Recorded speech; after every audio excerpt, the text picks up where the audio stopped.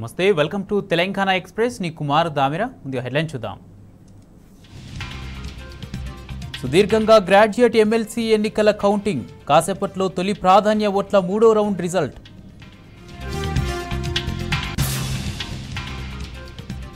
అధికారంలో ఉన్నా లేకున్నా ప్రజల కోసమే బీఆర్ఎస్ గెలుపోటములు సహజమేనన్న వరంగల్ ఎంపీ అభ్యర్థి సుధీర్ అభివృద్ధి చేయలేకనే వనపర్తి ఎమ్మెల్యే మేఘారెడ్డి తప్పుడు ఆరోపణలు మాజీ మంత్రి నిరంజన్ రెడ్డికి క్షమాపణ చెప్పాలని బీఆర్ఎస్ డిమాండ్ జనగామ కలెక్టరేట్ను ముట్టడించిన ఉపాధి హామీ కూలీలు బకాయిలు వెంటనే చెల్లించాలని బైఠాయింపు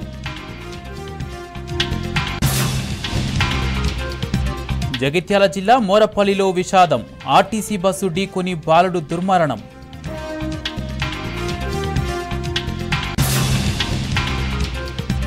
పెద్దపల్లి జిల్లా పోత్కపల్లిలో చిరుత సంచారం భయాందోళనలో స్థానికులు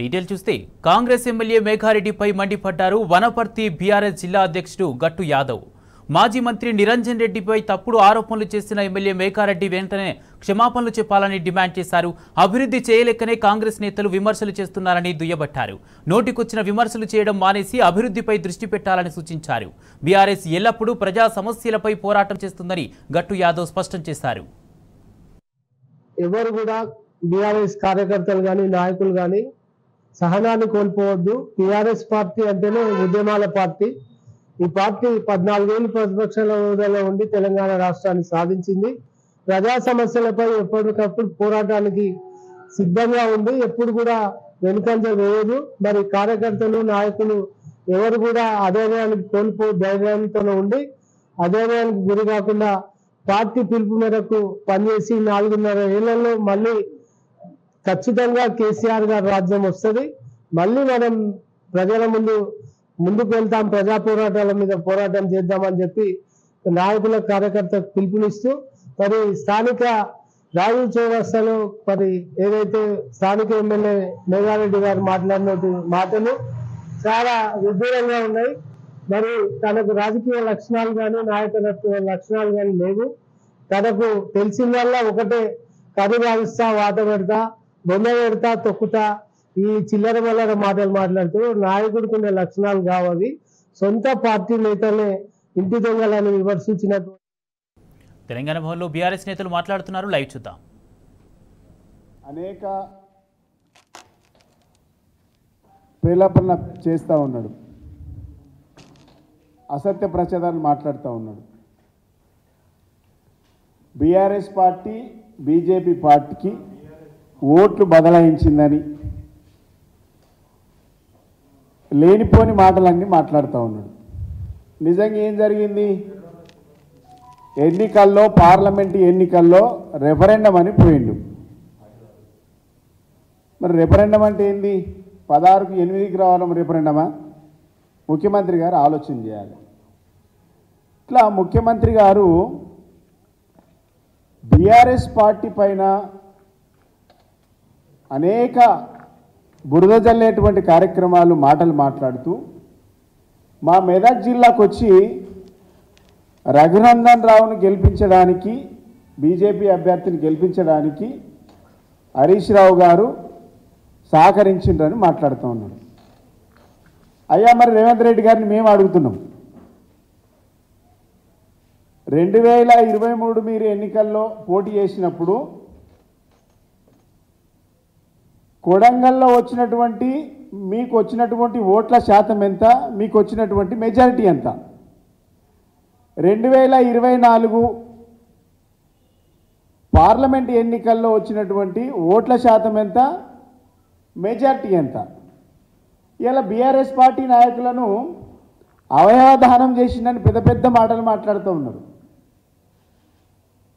అవయవ దానము మేం చేయలే అవయవదానము మీరే చేసిండ్రు మంత్రులు విప్పులు ఎమ్మెల్యేలు శిక్షణ కేంద్రం పెట్టుకున్నారని నేను అంటా ఉన్నా ఎందుకనంటే మహబూబ్ నగర్లో డీకేఆర్ను గెలిపించడానికి అవయవదానం కాంగ్రెస్ పార్టీ చేసింది అక్కడ వివరాలు తర్వాత చెప్తా సికింద్రాబాద్లో కిషన్ రెడ్డి గారిని గెలిపించడానికి ఇక్కడ దానం నాగేందర్ మీద గతంలో అనేక కామెంట్ చేసిండ్రు మీరు. పాన్ పరాకులు అమ్ముతాడు, గుట్కాలు అమ్ముకుంటాడు, అట్లాంటి క్యాండిడేట్ని తీసుకొచ్చి ఆయన గెలిపించడానికి పరోక్షంగా మీరు హెల్ప్ చేసిండ్రు. మూడవది, మల్కాజ్గిరిలో బీజేపీ అభ్యర్థిని గెలిపించడానికి గతంలో నువ్వు నిలబడ్డటువంటి ఎంపీ స్థానాన్ని కూడా నిలబెట్టుకోలేకపోయినావంటే ఇప్పుడు అవయవదానం ఎవరు చేసిండ్రో మరి మీరే చెప్పాలి. మాకైతే తెలియదు. ప్రజలకు సాయం చేయడం తెలుసు, ప్రజలకు అవయవదానం చేయడం తెలుసు, ప్రజలకు చేయడం తెలుసు, కానీ ఇట్లా పార్టీలకు పరోక్షంగా అవయవదానం చేయడం అని అంటే మరి కాంగ్రెస్ పార్టీకి తెలిసినంత మాకు తెలియదు. నేను చెప్తా అప్పుడు రేవంత్ రెడ్డి గారు 2023 అసెంబ్లీ ఎన్నికల్లో కొడంగల్ నియోజకవర్గంలో పోటీ చేసినప్పుడు 1,07,000 ఓట్లు వచ్చినాయి.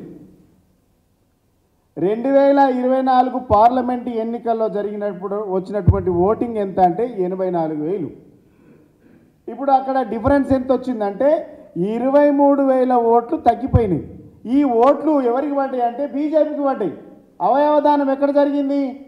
మరి కొడంగల్లో జరిగిందా అని అడుగుతా ఉన్నా. రెండో అంశము, మీ సొంత ఊరిలో కొండారెడ్డిపల్లె విలేజ్లో మీ సొంత ఊర్లోనే బీజేపీకి మెజార్టీ పెరిగింది.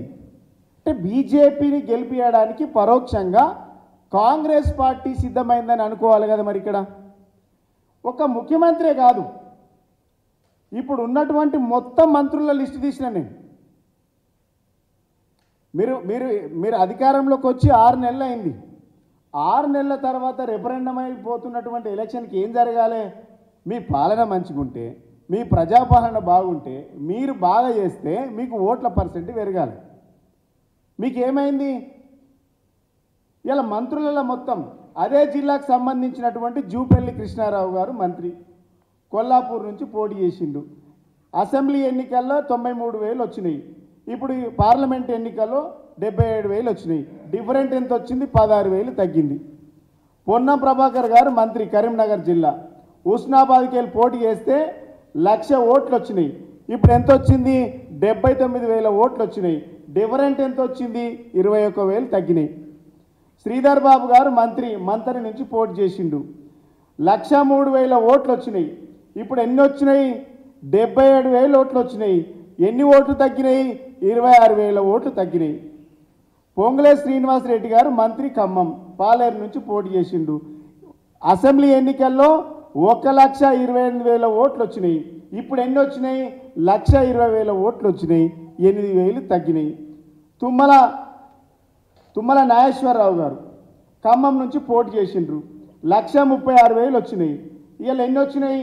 36,000 నుంచి 20,000 అంటే 10,000 తగ్గినాయి. ఇట్లా దామోదర్ రాజనరసింహ గారు ఉన్నారు మెదక్ జిల్లా నుంచి, ఆందోళన నుంచి పోటీ చేస్తే 1,14,000 ఓట్లు వస్తే ఇప్పుడు 82,000 వచ్చినాయి. ఇప్పుడు డిఫరెంట్ ఎంత వచ్చింది? 32,000 తగ్గినాయి. మీ వడ్లూరు లక్ష్మణ్ విప్పు ధర్మపూర్ ఎమ్మెల్యే గారు 23లో పోటీ చేస్తే 91,000 వచ్చింది. ఇప్పుడు 57,000 వచ్చింది. అంటే 34,000 ఓట్లు తగ్గిపోయినాయి. ఆది శ్రీనివాస్ గారు వేములవాడ ఎమ్మెల్యే 71,000 వచ్చింది. ఇప్పుడు పార్లమెంట్లో 36,000 ఓట్లు తగ్గినాయి. అంటే 35,000 ఓట్లు తగ్గిపోయినాయి. ఇట్లా చెప్పుకుంటూ పోతే మానకొండూరు ఎమ్మెల్యే 52,000 వచ్చినాయి. ఇప్పుడు 44,000 వచ్చినాయి. అంటే 8,000 తగ్గింది. ఇట్లా చెప్పుకుంటూ పోతే లిస్ట్ ఉంది నా దగ్గర. మొత్తం 18 నుంచి 20 నియోజకవర్గాలలో మీ ఓటు ఎవరికి ట్రాన్స్ఫర్ అయిందంటే బీజేపీకి ట్రాన్స్ఫర్ అయింది. ఇలా మా గురించి మాట్లాడే నైతిక హక్కు లేదు మీకు.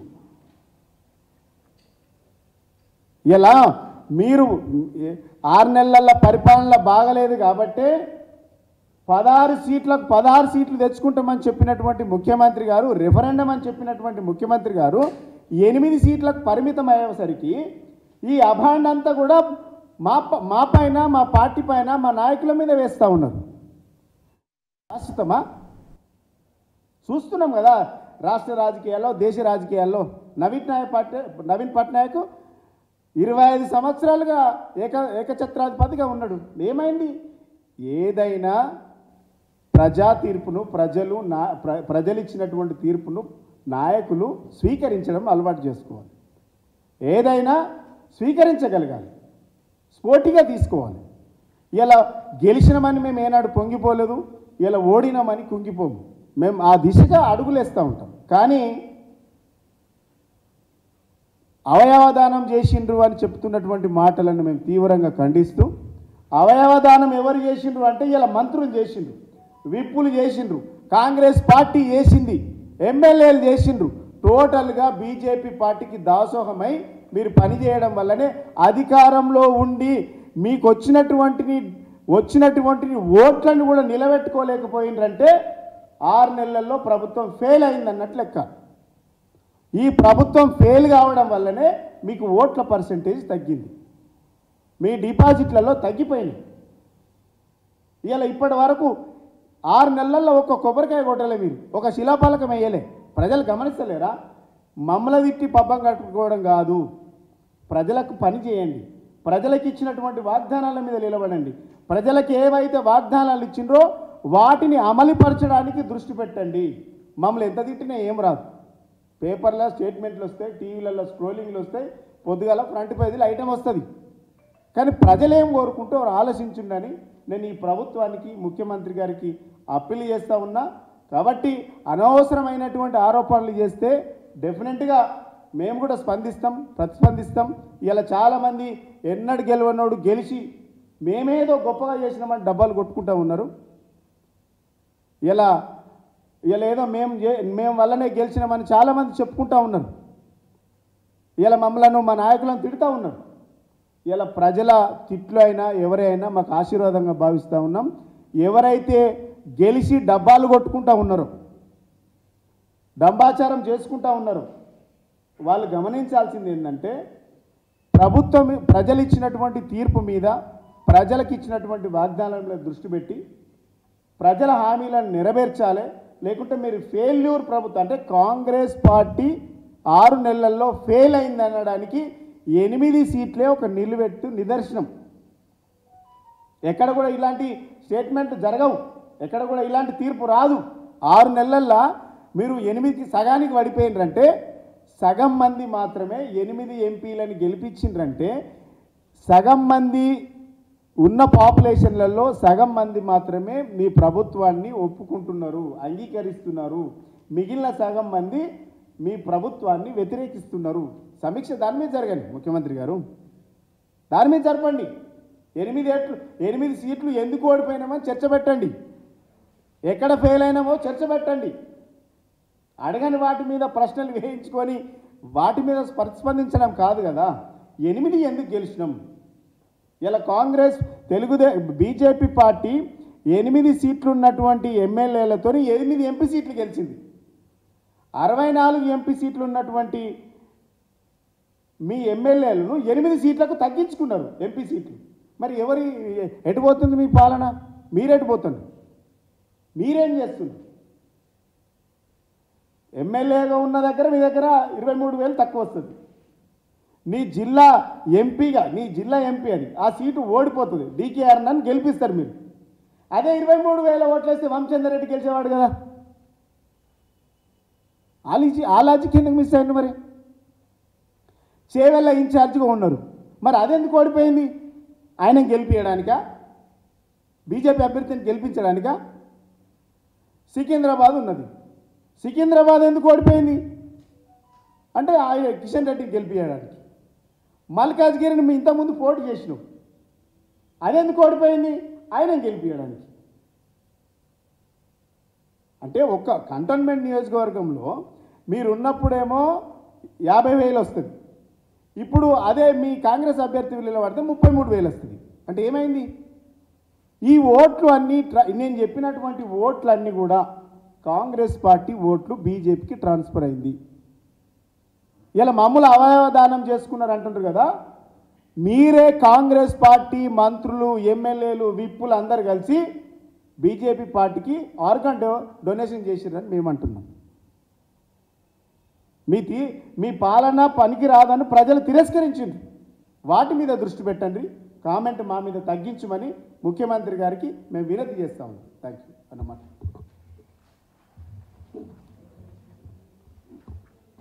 మిత్రులకు అందరికీ నమస్కారం. చాలా విషయాలు ఎర్రోల శ్రీనివాస్ గారు అనేక విషయాలు చెప్పారు. కానీ ప్రధానంగా రేవంత్ రెడ్డి గారు ఇది రెఫరెండం, 14 సీట్లు వస్తాయి మాకు అనేటువంటి విషయాల్ని చాలా సందర్భాల్లో ప్రస్తావించారు. కానీ సగానికి సగం పైగా ఇలా సీట్లు మాత్రమే వచ్చినాయనేటువంటి విషయం అందరికి కూడా తెలుసు. ఒక్కసారి నేను జ్ఞాపకం చేస్తూ ఉన్నాను. బీఆర్ఎస్ పార్టీ అధికారంలో ఉన్నప్పుడు 2009 కానీ 2014 కానీ 2014 కానీ 2000 ఆ తర్వాత 2 పార్లమెంట్ ఎన్నికల్లో కూడా మాకు ఒకసారి 11 వచ్చినాయి, ఒకసారి 9 వచ్చినాయి.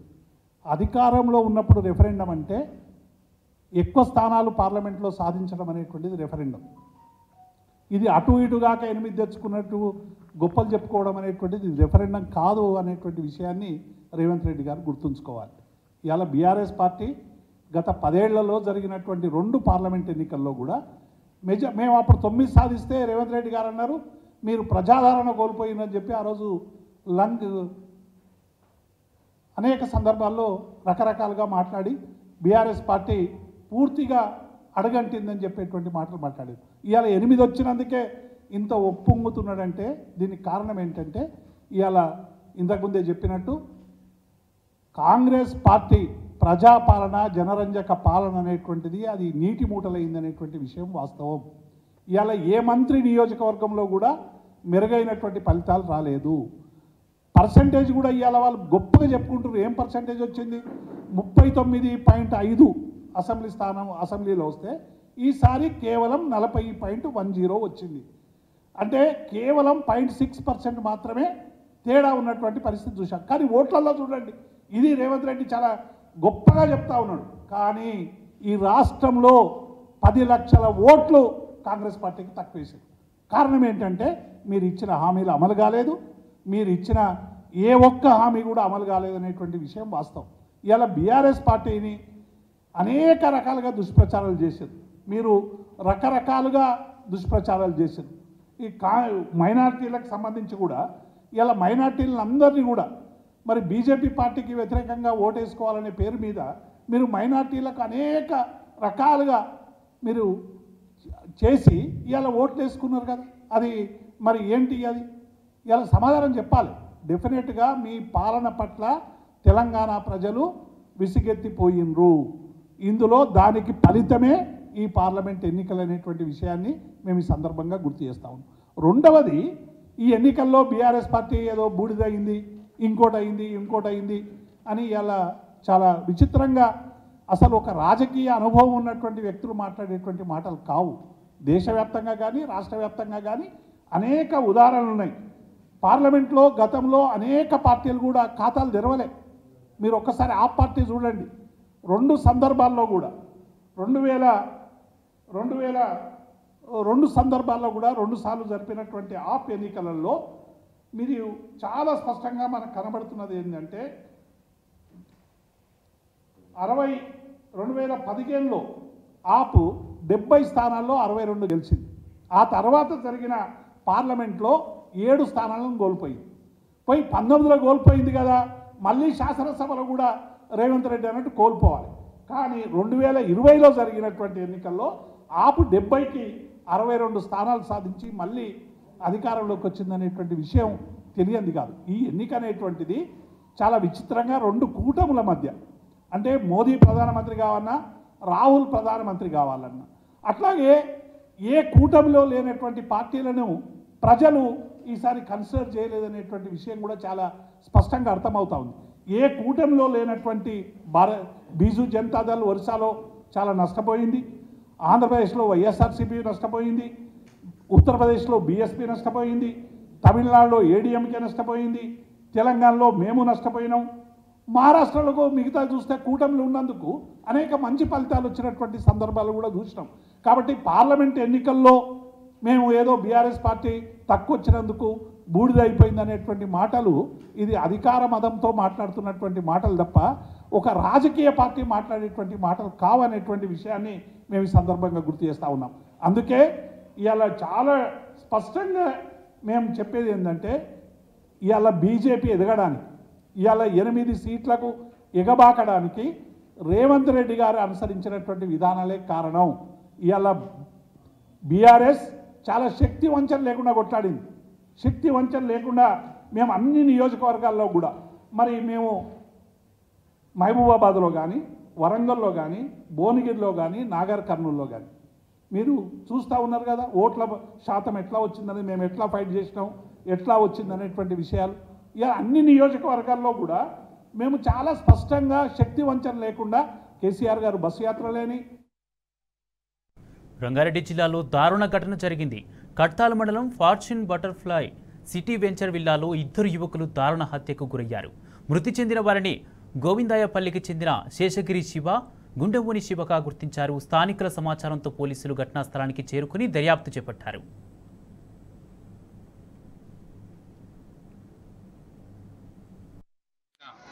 శేషగారి శివ, గుండెమోని శివ అనే 2 వ్యక్తులను జల్కం రవి అనే పర్సన్ హైదరాబాద్ నుంచి గాయత్రీనగర్ చౌరస్తా నుంచి రాత్రి 9 గంటల తర్వాత ఈ ఆయా కడతాల్లోని బటర్ఫ్లై సిటీకి తోలుకొచ్చి వాళ్ళిద్దరిని హత్య చేశారు. అది ఎందుకు జరిగిందా, పొలిటికల్ హత్యనా, లేకపోతే దోస్తానా, లేకపోతే ఇంకేమన్నా లావాదేవీలు ఉన్నాయా అనేది మాకు పూర్తిగా సమాచారం అయితే లేదు. కానీ మేమైతే పొలిటికల్ హత్యగానే భావిస్తున్నాం. ఇంతకుముందు ఆ పిల్లలు బీజేపీలో తిరిగేది.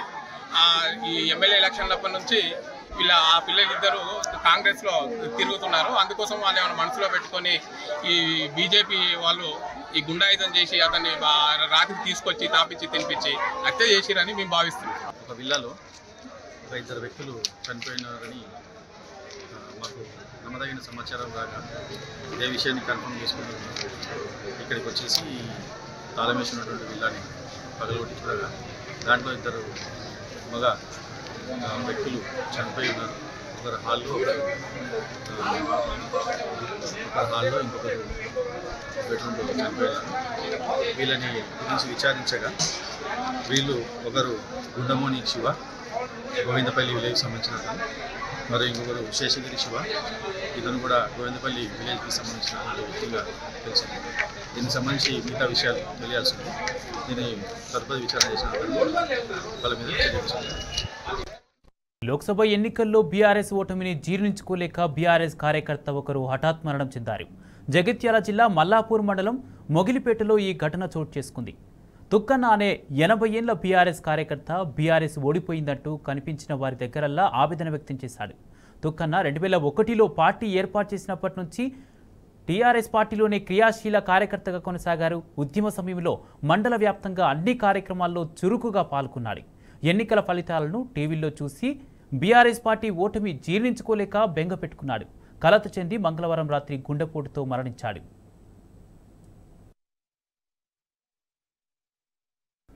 మేడ్చల్ జిల్లా కీసరలో ఓ వ్యక్తి గుండెపోటుకు గురై స్పాట్లోనే ప్రాణాలు కోల్పోయాడు. మెడిప్లేస్ మెడికల్ షాప్లో పనిచేస్తున్న ఓ వ్యక్తి బిల్లింగ్ చేస్తున్న సమయంలో హార్ట్అటాక్కు గురై కుప్పకూలాడు. అనంతరం క్షణాల వ్యవధిలోనే ప్రాణాలు కోల్పోయాడు. అక్కడే ఉన్న సీసీ కెమెరాల్లో అందుకు సంబంధించిన దృశ్యాలు రికార్డయ్యాయి.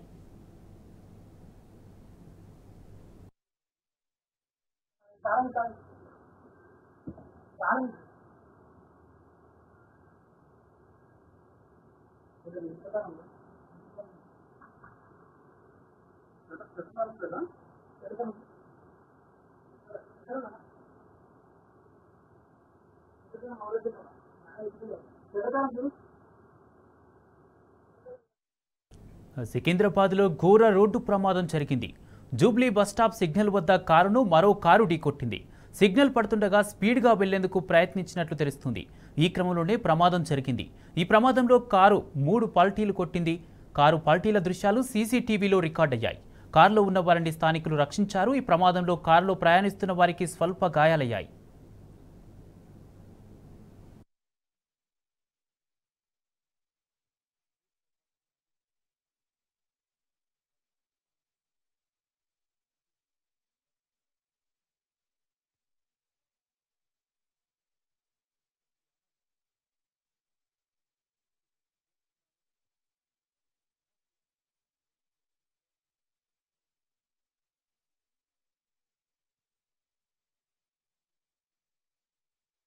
పెద్దపల్లి జిల్లాలో చిరుతపులి కలకలం రేపింది.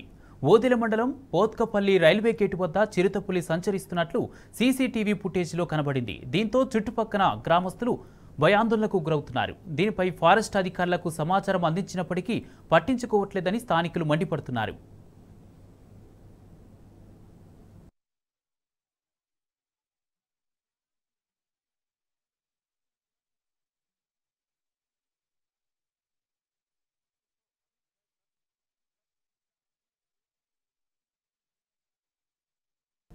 కిరాయిదారులతో కుమ్మక్కై Begum Bazaar division BJP corporator Shankar Yadav తమ ఇంటి స్థలాన్ని ఆక్రమించుకోవాలని చూస్తున్నాడని బాధితురాలు సుచరిత ఆవేదన వ్యక్తం చేశారు.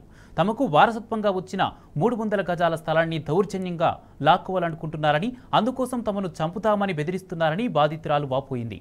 ఈ విషయంపై అఫ్జల్గంజ్ పోలీస్ స్టేషన్లో ఫిర్యాదు చేసినా పోలీసులు పట్టించుకోవడం లేదని సుచరిత తెలిపింది. కిరాయిదారులు కార్పొరేటర్ శంకర్ యాదవ్ నుంచి తమకు ప్రాణహాని ఉందని, తమకు రక్షణ కల్పించాలని ప్రభుత్వాన్ని బాధితురాలు కోరుతోంది.